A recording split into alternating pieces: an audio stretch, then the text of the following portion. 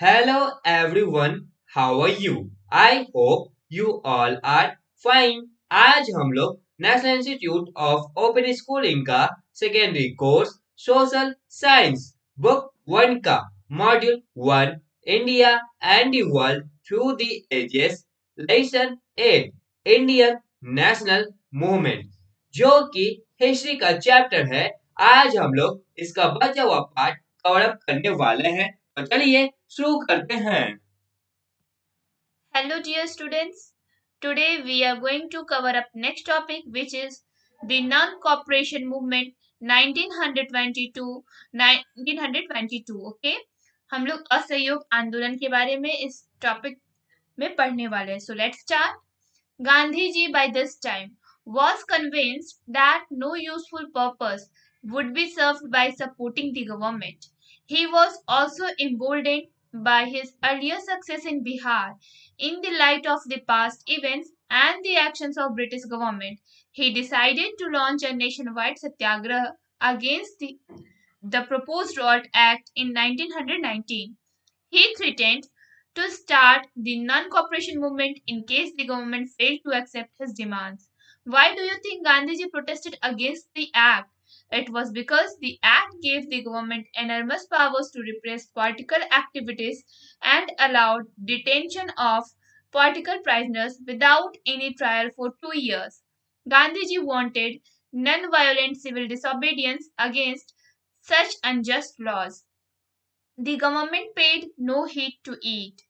Gandhiji therefore started his non-cooperation movement in August 1920, in which he appealed to the people not to cooperate with the British government.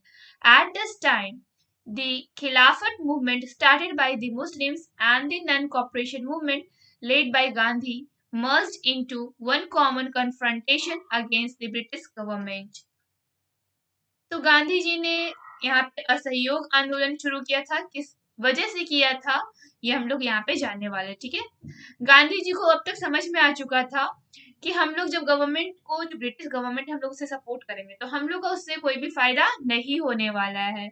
उन्होंने ये भी देख लिया कि जो बिहार में उन्होंने सक्सेस पा लिया था ना अपने कुछ पॉलिटिकल हिस्से से, तो ये जो लाइट जागा, ठीक है ना, लाइट जला कि हाँ अब जो हमारा जितना भी पास्ट इवेंट्स है या जो एक्शन है ब्रिटिश गवर्नमेंट का, उससे हम लोग का कुछ नहीं होने वाला है, ब्रिटिश सरकार तो हमारे ऊपर ध्यान नहीं दे रही है। तो उन्होंने निश्चय किया कि वो पूरे राष्ट्र में, पूरे भारतवर्ष में एक सत्याग्रह आंदोलन शुरू करेंगे, और ये आंदोलन रॉल्ट एक्ट के विरोध में शुरू किया गया था 1919 में, ठीक है। रॉल्ट एक्ट कब पास हुआ था? 1919 में, जब जालियांवाला बाग कांड हुआ था। उन्होंने असहयोग आंदोलन की शुरुआत की जब गवर्नमेंट ने उनके डिमांड को फुलफिल नहीं करा, उनकी डिमांड को फुलफिल करने में फेल हो गया था। आप ऐसा क्यों सोचते हैं कि जो गांधी जी है वो इस एक्ट के विरोध में एक अपना आंदोलन चलाते हैं? क्योंकि इस एक्ट की वजह से, जो रॉल्ट एक्ट था उसकी वजह से गवर्नमेंट्स के, जो ब्रिटिश गवर्नमेंट्स थे उनके पास बहुत ज्यादा पावर्स आ गया था कि वो पॉलिटिकल एक्टिविटीज जितना भी हो उसको वो कुचल देते थे, और जितने भी राजनेता थे उनको जेल में डाल देते थे बिना किसी ट्रायल के 2 साल तक। गांधी जी बस अहिंसा के रास्ते पे चल के सिविल डिसओबीडियंस मूवमेंट चलाते हैं, जो कि इस अनजस्ट लॉस के विरोध में था। मीन्स ये जो लॉस था, ये जो कानून थे, वो बिल्कुल भी बेहिसाब से काम कर रहा था, बिल्कुल इसका कोई भी हिसाब नहीं था। ये जो गवर्नमेंट है वो गांधी जी की बातों पे ध्यान नहीं देता, इसलिए गांधी जी ने असहयोग आंदोलन अगस्त 1920 में शुरू किया था। इसमें उन्होंने लोगों से अपील किया कि वो ब्रिटिश सरकार का ऑपरेशन ना करे, मीन्स उनका सहयोग ना करे। इसी समय खिलाफत मूवमेंट भी मुस्लिम्स के द्वारा शुरू किया जा चुका था, और जो नन कॉपरेशन मूवमेंट है वो गांधी जी ने शुरू किया था, और ये जो दोनों आंदोलन है वो एक दूसरे में मर्ज हो गया, और इनका एक कॉमन कन्फ्रंटेशन था कि ब्रिटिश गवर्नमेंट के खिलाफ में खड़े थे। For this, Gandhi laid down an elaborate program, surrender of titles and honorary offices, as well as resignation from nominated seats in local bodies, refusal to attend official and non-official functions, gradual withdrawal of children from officially controlled schools and colleges, gradual boycott of British courts by lawyers and litigants, refusal on the part of the military, clerical, and laboring classes to offer themselves as recruits for service in Mesopotamia, boycott of elections to the Legislative Council by candidates and voters, boycott of foreign goods and national schools and colleges. तो गांधी जी ने कुछ programme रखा था, और ये programme कौन कौन सा था कि जो भी ब्रिटिश गवर्नमेंट ने आपको टाइटल दिया है या फिर कुछ माननीय पद दिए हुए अपने ऑफिस में, उसमें आप रेजिग्नेशन दे दो, ठीक है, अपना रिजाइन कर दो, और जो भी लोकल प्योरिटीज में आपके जो सीट्स नॉमिनेट किए गए उससे भी आप छोड़ दो। फिर जितने भी ऑफिशियल और जो नॉन ऑफिशियल फंक्शन है उसको रिफ्यूज करो। अपने बच्चों को ऑफिशियली कंट्रोल स्कूल और कॉलेजेस से हटा लो। ऑफिशियली कंट्रोल मीन्स जहाँ पे ब्रिटिश का अपना कंट्रोल था, ठीक है। फिर उन्होंने बहिष्कार किया ब्रिटिश कोर्ट्स का, जितने भी लॉयर्स थे, लिटिगेंट्स, उन सबका बहिष्कार किया गया। फिर मिलिट्री, क्लरिकल और लेबरिंग क्लासेस थे, उन्होंने भी खुद को रिफ्यूज कर दिया कि अब हम मिलिट्री में रिक्रूट नहीं होंगे, क्लरिकल पोस्ट पे काम नहीं करेंगे। जो लेबरिंग क्लासेस थे उन्होंने भी अपने आप को ब्रिटिश सरकार के यहाँ काम करने से मना किया, कोई भी हम लोग सर्विस मेसोपोटामिया में जाके नहीं करेंगे। फिर इलेक्शंस, लेजिस्लेटिव काउंसिल कैंडिडेट्स, जितने भी वोटर्स थे उनका बॉयकॉट हुआ। फिर जितने भी विदेशी सामान थे उनका बहिष्कार किया गया, नेशनल स्कूल्स और कॉलेजेस सबका बहिष्कार किया गया था, ठीक है। Later, it was supplemented with a constructive program which had three principal features: promotion of Swadeshi, particularly hand spinning and weaving, removal of untouchability among Hindus, promotion of Hindu-Muslim unity. बाद में कुछ कंस्ट्रक्टिव प्रोग्राम किए गए जिसके तीन मुख्य उद्देश्य थे। स्वदेशी का प्रमोशन मीन्स स्पेशली जो अपने हाथ से बनाया गया हो, हाथ से स्पिन किए गए फिर वेव किए गए हो, ठीक है। फिर जो छुआछूत था हिंदूज के बीच में, ये एक ऐसा प्रैक्टिस था जो कि बहुत ही प्राचीन टाइम से, एंशियंट टाइम से हम लोग के साथ है, लेकिन अभी भी कुछ कुछ हिस्सों में ये चीज है, लेकिन गांधी जी ने इनको भी रिमूव करने की बहुत ज्यादा कोशिश की थी। Promotion of Hindu Muslim unity means Hindu और जो मुस्लिम इनकी एकता को बढ़ाने की भी कोशिश की गई थी, प्रमोट किया गया था इनके यूनिटी को। Due to this appeal of Gandhiji, an unusual frenzy overtook the country. A large number of people, dropping their differences, took part in this movement. Over two-thirds of the voters abstained from taking part in the elections to the council. Held in November 1920, thousands of students and teachers left their schools and colleges, and new Indian educational centers were started by them. तो गांधी जी की appeal के ही कारण बहुत सारे जो देशवासी है वो इसमें पार्टिसिपेट करते हैं। बड़ी संख्या में जो लोग हैं वो अपने डिफरेंसेस को ड्रॉप करते हुए इस हिस्से में, इस आंदोलन में हिस्सा लेते, ठीक है, पार्टिसिपेट करते हैं। जो 2/3 वोटर्स थे उन्होंने इलेक्शंस जो होने वाला था, काउंसिल का इलेक्शन होने वाला था नवंबर 1920 में, उसे वो एब्सटेन करते हैं, उसमें वो पार्टिसिपेट नहीं करते हैं। हजारों विद्यार्थी और शिक्षक मिलकर अपने स्कूल और कॉलेजेस को छोड़ देते हैं। जितने भी नए एजुकेशनल सेंटर्स थे उनको स्टार्ट किया जाता है। Lawyers like Motilal Nehru, C R Das, C. Rajagopalachari and Asif Ali boycotted the courts. Legislative assemblies were also boycotted. Foreign goods were boycotted and the clothes were put on bonfire. तो कुछ वकील थे जैसे कि मोतीलाल नेहरू, सी आर दास, सी राजगोपालाचारी और आसिफ अली, इन्होंने कोर्ट्स का बहिष्कार किया। जो लेजिस्लेटिव असेंबली उसका भी अभी बहिष्कार किया गया, और जितने भी विदेशी सामान थे उनका बहिष्कार करने के साथ साथ जो विदेशी कपड़े थे उनको चिता पे जला दिया गया था, ठीक है। But during this movement, some incidents took place that did not match with the views of Gandhiji. The non-violent, non-cooperation movement, which started auspiciously, was marked by violence in August 1921. The government started taking serious action. Prominent leaders were arrested. In 2 months, nearly 30,000 people were imprisoned. The outbreak of violence cautioned Gandhi. More violence took place on February 9, 1922 at Chauri Chaura village in Gorakhpur district of UP. This was followed by more violence at Bareilly. Gandhi suspended his non-cooperation on February 14, 1922. He was arrested at Ahmedabad on March 18, 1922 and sentenced to 6 years simple imprisonment. The non-cooperation movement failed to achieve success, yet it succeeded to prepare a platform for the future movements. After taking back the non-cooperation movement, Gandhiji and his followers were busy in creative activities in village areas. By this, he gave the messages to the people to remove the caste based animosity. इस समय जो गांधी जी आंदोलन चला रहे थे उसमें एक ऐसी घटना हो जाती है जो गांधी जी के विचारों से मेल नहीं खाता है। जो उन्होंने अहिंसा असहयोग आंदोलन शुरू किया था, लेकिन उसमें हिंसा आ जाती है 1921 अगस्त के महीने में। गांधी जी ने इस सीरियस मानते हुए क्या किया कि इन्हें इस गवर्नमेंट तो इसके प्रति सीरियस हो चुका था क्योंकि उसने सीरियस प्लान लिया क्योंकि इसमें हिंसा आ चुका था, और जिसके मुख्य लीडर थे, प्रोमिनेंट लीडर से, उनको अरेस्ट किया गया। 2 महीने में करीब 30,000 लोग को जेल में डाल दिया गया।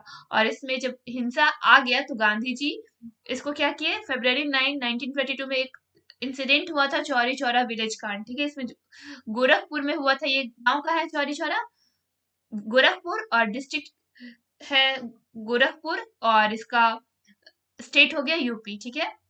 इसमें बहुत सारे बरेली में हिंसा हुए तो गांधी जी ने इस असहयोग आंदोलन को February 14, 1922 में सस्पेंड कर दिया और उन्हें अरेस्ट कर लिया गया अहमदाबाद से मार्च 18 को, गांधी जी को 1922 में।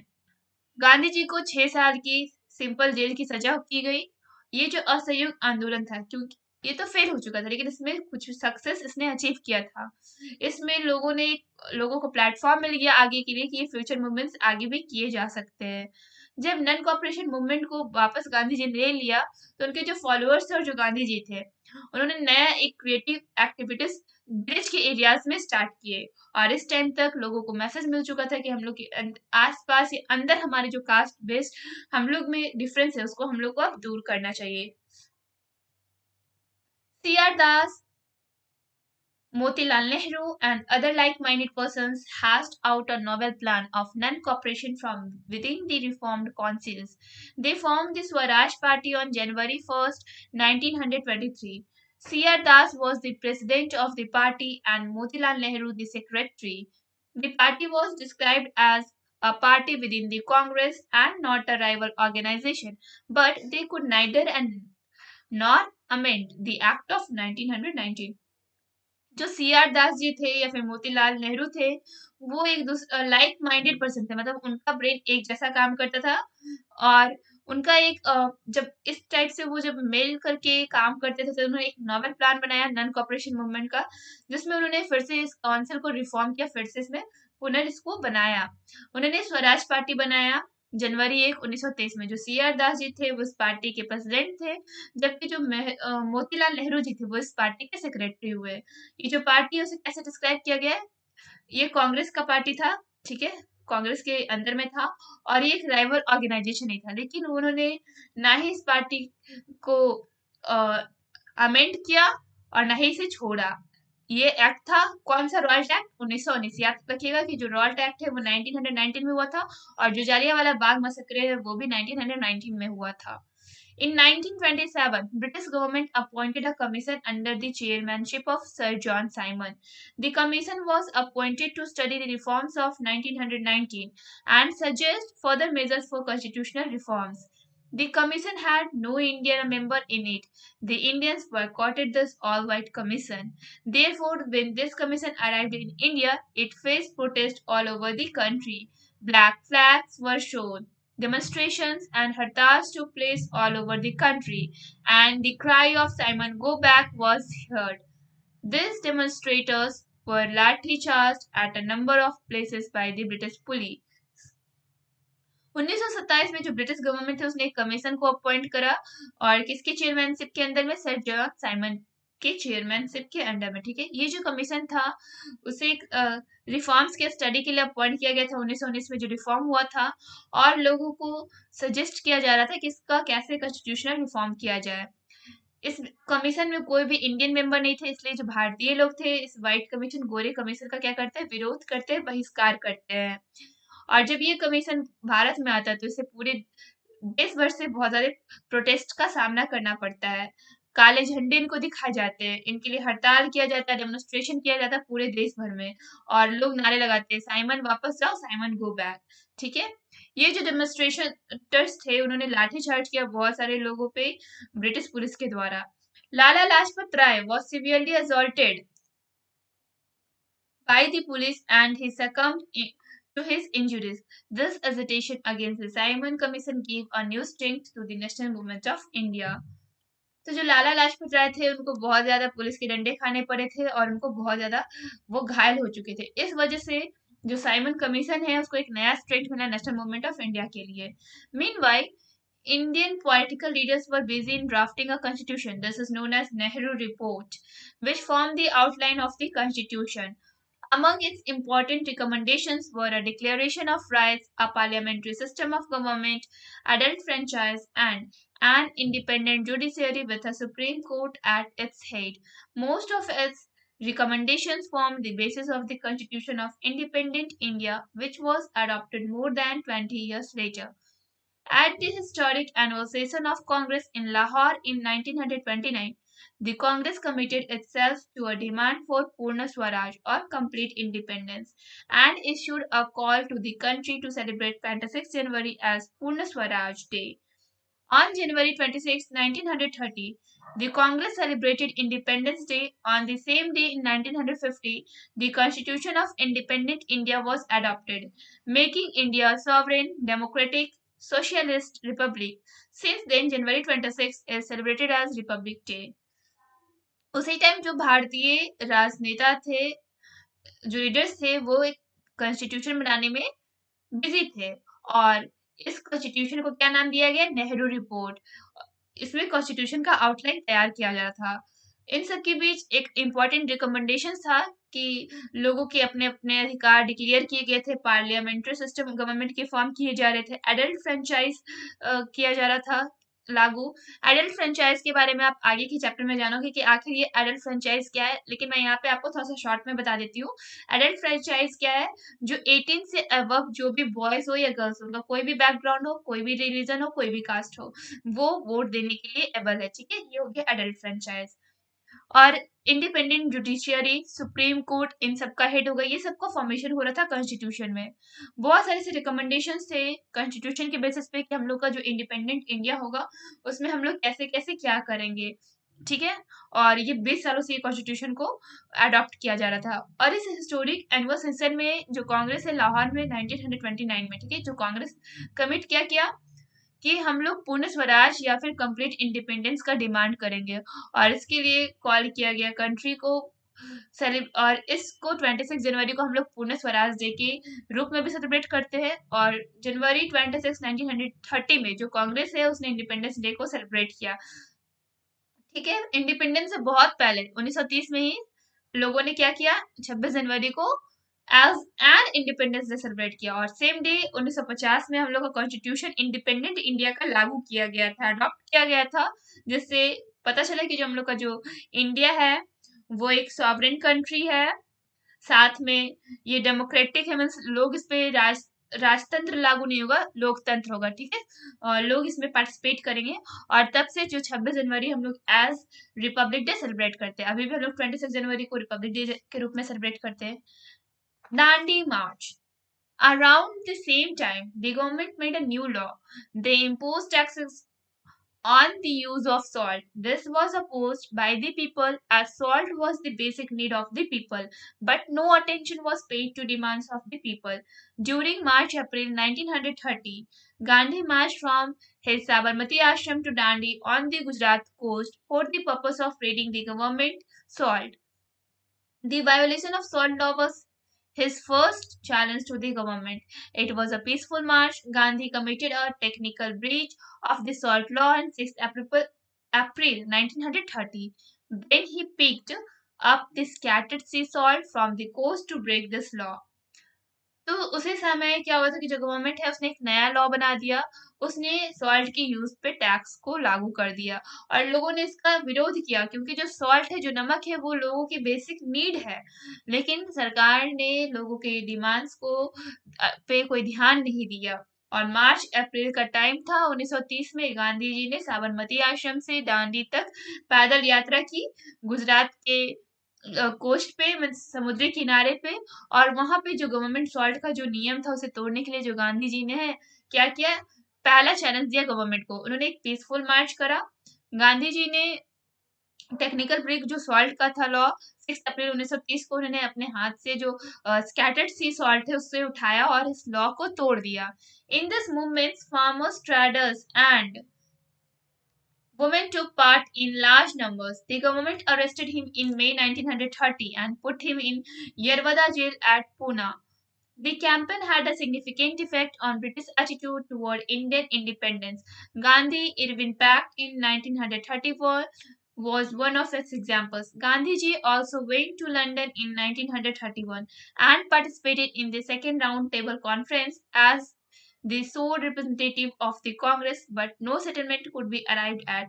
Although Gandhiji's arrest removed him from the active leadership of the movement, this civil disobedience continued.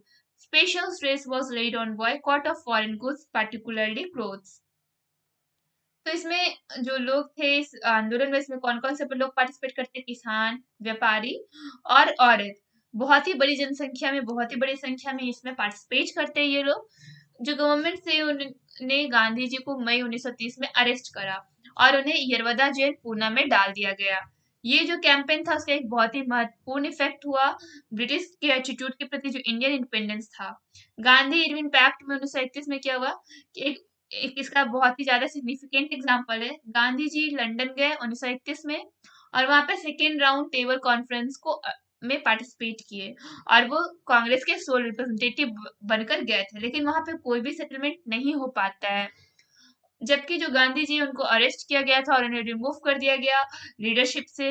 वो इस मूवमेंट के एक्टिव लीडर थे और ये जो सिविल डिसओबीडियंस था वो तो कंटिन्यू था। जो लोग थे उन्होंने सिविल डिसओबीडियंस को कंटिन्यू रखा, आज्ञा का उल्लंघन करते रहे। और स्पेशल स्ट्रेस था किस पे कि हम लोग फॉरेन गुड्स को, पार्टिकुलर जो कपड़े हैं विदेशी, उसको हम लोग हमेशा बहिष्कार करते रहेंगे, उसे अपने देश में नहीं आने देंगे। The civil disobedience movement, though a failure, was a vital phase in the struggle for the freedom. It promoted unity among Indians of different regions under the Congress banner. It provided an opportunity to recruit younger people and educate them for positions of trust and responsibility in the organization as also in provincial administration, which was captured in the 1937 elections. It gave wide publicity to political ideas and methods throughout the country and generated political awareness even in remote villages. तो ये जो नागरिक का आज्ञा का उल्लंघन वाला जो आंदोलन था, इसमें क्या होता है ये फेल हो जाता है, लेकिन इसमें एक वाइटल फेज आता है स्ट्रगल का कि लोग इसमें अभी भी स्ट्रगल कर रहे होते हैं अपने आजादी के लिए, अपने फ्रीडम के लिए। लोगों की इस मूवमेंट की वजह से लोग जो इंडियंस थे, जो डिफरेंट रीजन से आते थे, उनका कांग्रेस बैनर के अंदर क्या हुआ कि इन लोग के बीच में एक एकता को प्रमोट किया गया, इनकी यूनिटी को प्रमोट किया गया।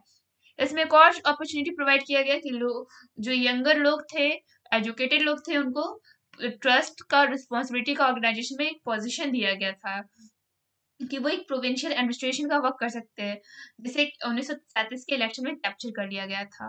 और ये एक पब्लिसिटी होता है पॉलिटिकल आइडियाज का, मेथड का पूरे देश में, जिसमें लोगों के बीच में पॉलिटिकल अवेयरनेस फैलती है। यहाँ तक कि जो ग्रामीण क्षेत्र थे वहां पे भी लोग राजनीतिक तरीके से जागरूक हो चुके थे। द रिवॉल्यूशनरीज, अब हम लोग देखेंगे क्रांतिकारी कौन कौन थे।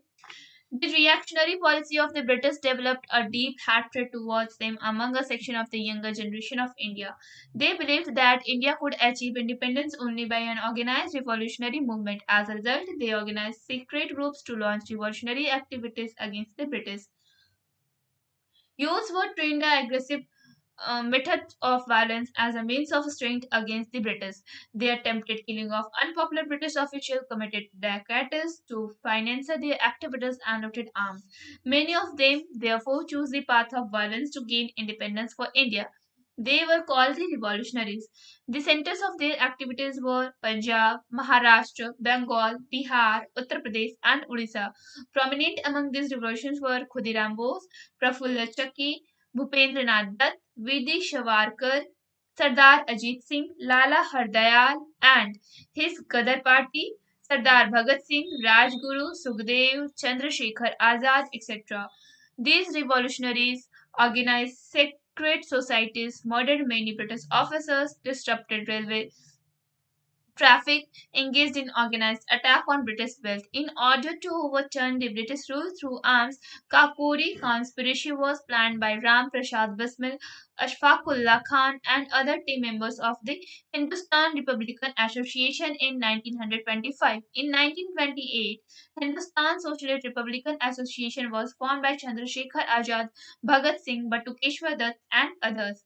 Bhagat Singh and Batukeshwar Dutt threw a bomb inside the Central Legislative Assembly on 8 April 1929, protesting against the passage of the Public Safety Bill on the Trade Disputes Bill while raising slogans of Inqilab Zindabad, long live the revolution, though no one was killed or injured in the bomb incident. Following the trial in court of this and other cases, Bhagat Singh, Sukhdev, and Rajguru were hanged in 1931.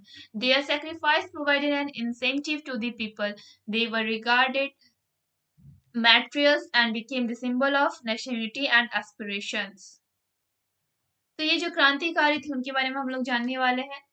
ये एक policy था British ने develop किया था, जिसकी वजह से जो पूरे इंडियंस थे उन्होंने अपने दिल में ब्रिटिशों के खिलाफ अपने दिल में नफरत भर लिया था। उन्हें विश्वास हो चुका था कि जो इंडिया है तभी आज़ादी ग्रहण कर पाएगा जब वो एक ऑर्गेनाइज रिवॉल्यूशनरी मूवमेंट करे। इसके परिणाम स्वरूप उन्होंने एक सीक्रेट ग्रुप लॉन्च किया रिवॉल्यूशनरी एक्टिविटीज का ब्रिटिश के खिलाफ में। जितने भी यूथ थे उन्हें ट्रेन किया गया कि वो एग्रेसिव मेथड अपनाएं, हिंसा करे, मीन्स हिंसा उनकी मेन ताकत होगी ब्रिटिश के खिलाफ। उन्होंने बहुत सारे ऐसे ब्रिटिश ऑफिशियल्स थे जो ज्यादा पॉपुलर नहीं थे, अनपॉपुलर थे, उनकी मर्डर की अटेम्प्ट किए। लोगों ने डकैतीज किए, अपने फाइनेंस को बढ़ाने के लिए उन्होंने आर्म्स को लूट लिया। उनमें से बहुत सारे जो ऐसे लोग थे उन्होंने कौन सा पाथ चूज किया, हिंसा का, जिससे वो भारत के लिए इंडिपेंडेंस को गेन कर सके। इसलिए इन्हें क्या बोला गया, क्रांतिकारी और रिवॉल्यूशनरीज। इनके मेन एक्टिविटीज का जो पार्ट था, सेंटर था, वो कौन कौन सा जगह था, पंजाब, महाराष्ट्र, बंगाल, बिहार, उत्तर प्रदेश और उड़ीसा। इनके जो रिवॉल्यूशनरीज जो प्रोमिनेंट थे, जो मेन क्रांतिकारी थे, वो कौन कौन थे, खुदीराम बोस, प्रफुल्ल चक्की, भूपेंद्र नाथ दत्त, वीडी सावरकर, सरदार अजीत सिंह, लाला हरदयाल और उनके गदर पार्टी सरदार भगत सिंह, राजगुरु, सुखदेव, चंद्रशेखर आजाद इत्यादि। ये सारे मेन प्रोमिनेंट लीडर थे।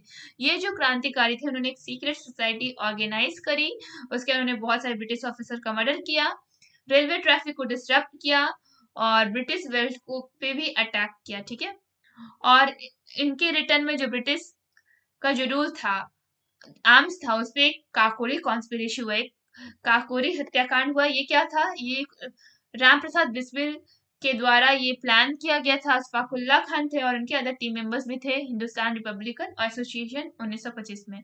1928 में क्या होता है कि जो हिंदुस्तान सोशलिस्ट रिपब्लिकन एसोसिएशन है, जिसका फॉर्मेशन चंद्रशेखर आजाद सिंह, भगत सिंह, बटुकेश्वर दत्त और लोगों ने मिलकर किया। जो भगत सिंह और जो बटुकेश्वर दत्त थे, उन्होंने सेंट्रल लेजिस्लेटिव असेंबली 8 अप्रैल 1929 में ब्रिटिश के विरोध में एक यहाँ पे बिल पास होना था, पब्लिक सेफ्टी बिल और ट्रेड डिस्प्यूट्स, इसके विरोध में एक बॉम्ब फेंका। ठीक है, और वहां पे उन्होंने एक नारा उठाया, इनकलाब जिंदाबाद। मीन्स क्या कि हम लोग का जो क्रांति है वो मरते दम तक जिंदा रहेगा। और लेकिन जबकि उन्होंने बॉम्ब फेंका, लेकिन वहां पे ना ही किसी को कुछ लोग किसी का हत्या हो पाया था, ना ही कोई लोग मारे गए थे, ना ही कोई घायल हुए थे। ठीक है, इस बॉम्ब की घटना में।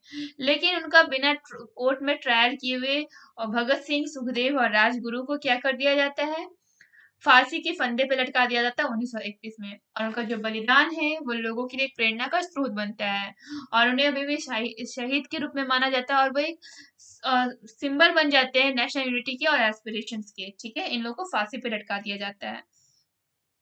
दी डेवलपमेंट ऑफ सोशल आइडियाज। अब हम लोग देखेंगे सोशलिस्ट आइडियाज। हम लोग देखेंगे कि जो सोशलिस्ट आइडियाज है उसका डेवलपमेंट कैसे होता है।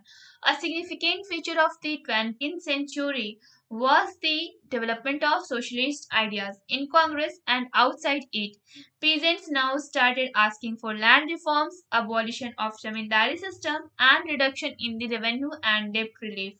The All India Trade Union Congress, which was founded in 1920, worked towards improvement in the workers' working and living condition.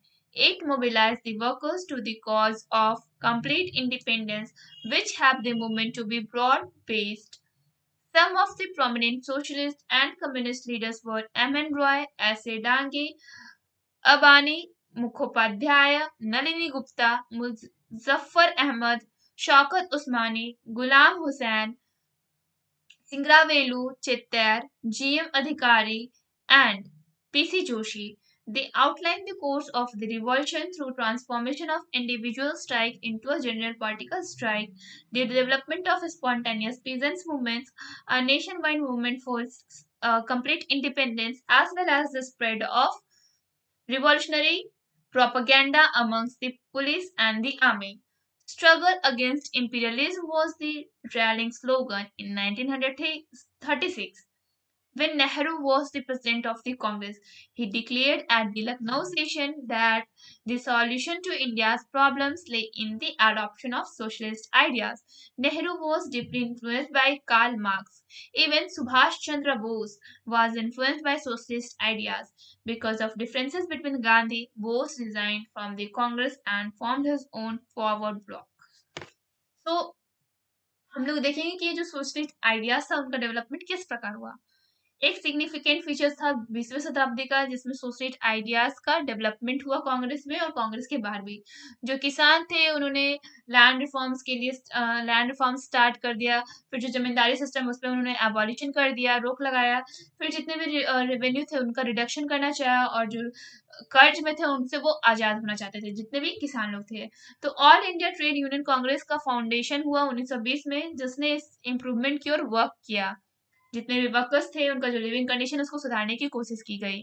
जितने भी वर्कर्स थे उनका कंप्लीट इंडिपेंडेंस दिया गया जिसमें वो ब्रॉड बेस्ड तरीके से मूवमेंट में हेल्प कर सके। इसके जो प्रोमिनेंट सोशलिस्ट और कम्युनिस्ट लीडर्स थे वो कौन कौन थे? M.N. रॉय, S.A. डांगे, अबानी मुखोपाध्याय, नलिनी गुप्ता, मुजफ्फर अहमद, शौकत उस्मानी, गुलाम हुसैन, सिंगारावेलु चित्तर, G.M. अधिकारी एंड P.C. जोशी।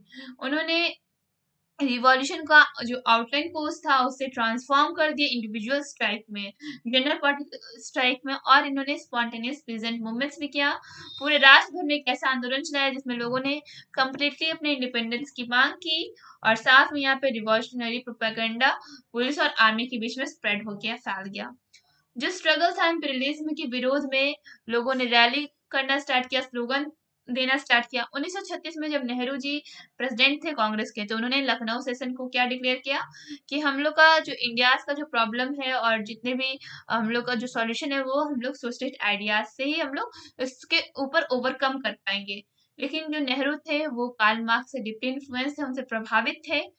यहाँ तक कि जो सुभाष चंद्र बोस जी थे वो भी सोशलिस्ट आइडिया से पूरी तरह से प्रभावित थे, क्योंकि जो गांधी जी का विचार था और जो सुभाष चंद्र बोस जी का विचार था दोनों का विचार आपस में मिल नहीं खाता था। तो बोस जी ने कांग्रेस से रिजाइन करके एक अपना नया संगठन बनाया, फॉरवर्ड ब्लॉक। ठीक है बच्चों। वेल, चैप्टर अभी कंप्लीट नहीं हुआ है। नेक्स्ट वीडियो में नेक्स्ट टॉपिक कवर अप होगा। तब तक के लिए इस चैप्टर को पढ़ने और समझने का प्रयास करें। That's all for today. Thank you everyone.